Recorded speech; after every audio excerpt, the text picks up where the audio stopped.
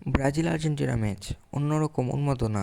কাল ভোর 6:30টায় বাংলাদেশ সময়ে এই দুই জায়ান্ট হবে মুখোমুখি শক্তিতে এবং লড়াইয়ে কোন দল থাকবে এগিয়ে এবং কোন দল জিততে পারে এই ম্যাচ তাহলে দেখুন পুরো ব্রাজিল আর্জেন্টিনা ম্যাচ গ্যালারি থেকে মাঠ ছাপিয়ে গেছে পুরো বিশ্ব।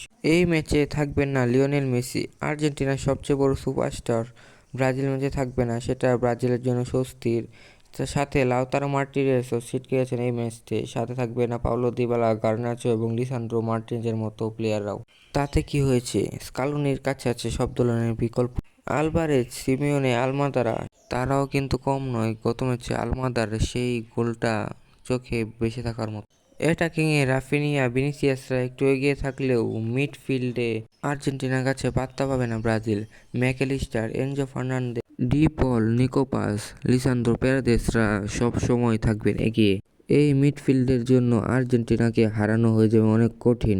ডিফেন্স লাইনেও আর্জেন্টিনা থাকবেন কিছু এগিয়ে। আর্জেন্টিনার লিসান্দ্রো মার্টিনেজ নেই, অন্যদিকে ব্রাজিলের নেই অ্যাডাম মিলিতাও।